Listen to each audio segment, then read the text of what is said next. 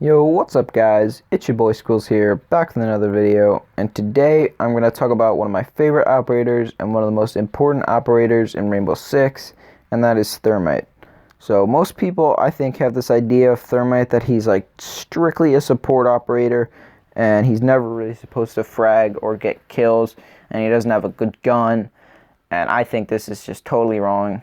It's a big misconception. So today I'm going to show you how to play what a lot of people call a fragmite, which is a thermite that can get a lot of kills. And using this, you can actually help to carry your team if you do it right. So for attachments and what gun you should run, the only thing I really recommend is the 5.56 with an ACOG.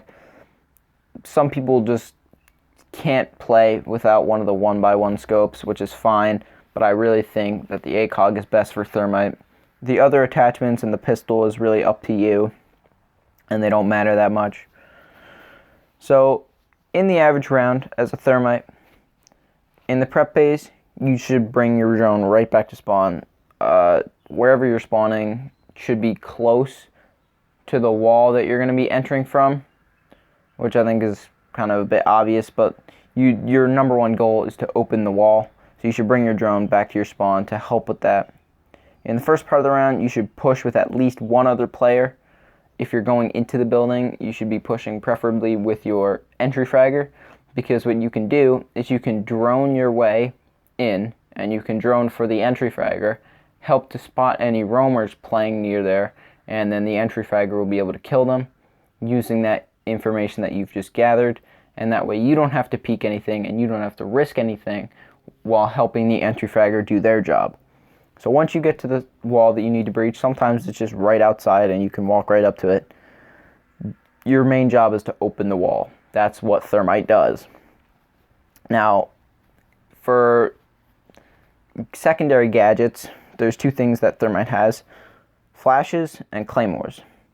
So the rule of thumb that I usually use is, if I think there's going to be a bandit tricker, or if I'm worried about a bandit tricker, I will bring flashbangs, because flashbangs will stop sound for the enemy bandit player, and then they won't be able to tell which wall you're putting a thermite charge down, if you're putting down a thermite charge at all.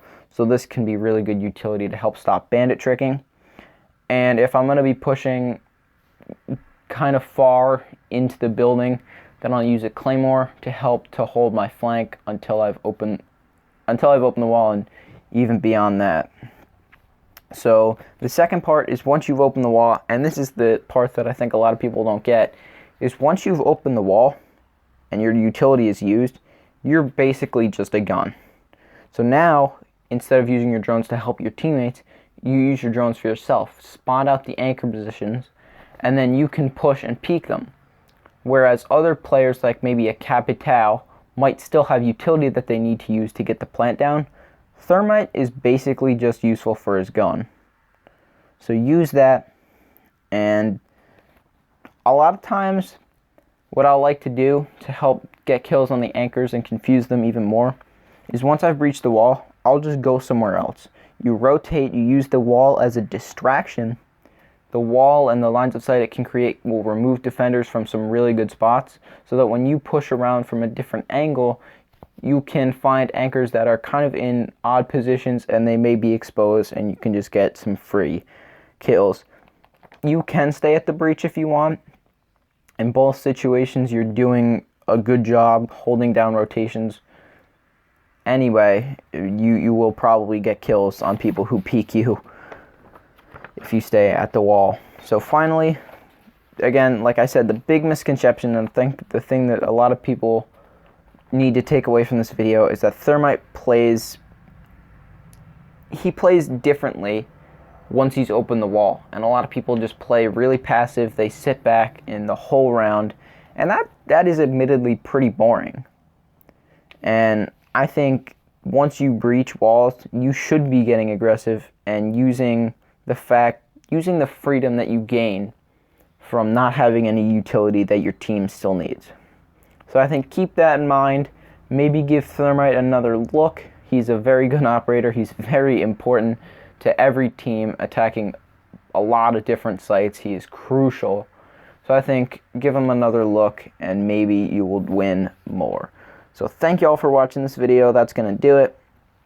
I hope you all learned something and enjoyed the video at the same time. See you in the next video. Peace.